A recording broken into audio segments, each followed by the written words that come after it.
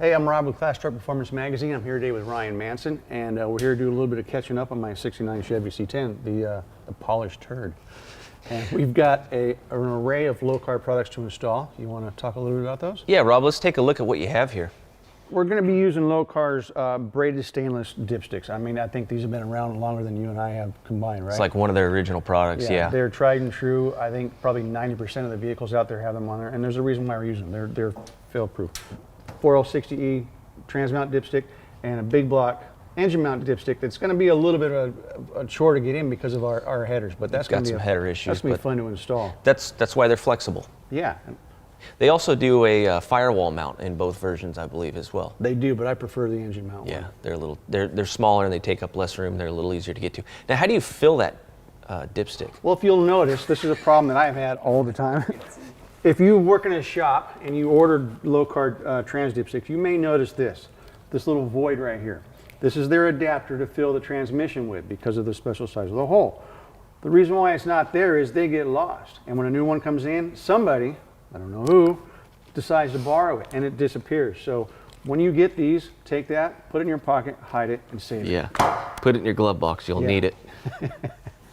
Now, Rob, I know we installed a Lokar brake pedal in this truck previously.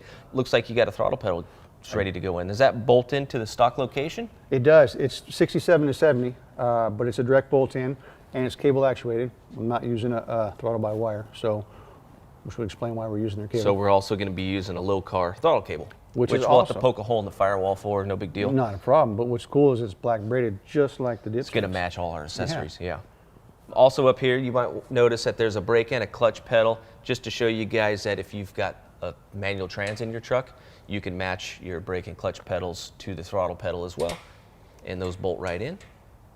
Now, Rob, you mentioned you've got a 4L60E transmission in this, which is not normally what the big blocks came equipped with. No, it didn't.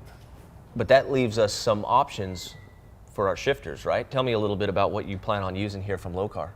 So we're going to be using their fairly new automatic electronic sport mode shifter, which is essentially, it's basically just their automatic shifter in regular manual mode, but it also offers a bump shift option. Gotcha. So we're pulling it down into drive, bump it over, and then we're up and down shifting. Yep.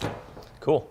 Last but not least, we're using their universal cut to fit spark wires. What do you like about those? Well, these are kind of cool because they have an old-timey look. They've got the old tracer style, like the old cloth-wrapped wires used to have. But these have new technology inside. These are not the old solid core RF suppressed type of deal. No, they won't screw up your ignition. They won't make your radio buzz. They'll look pretty cool.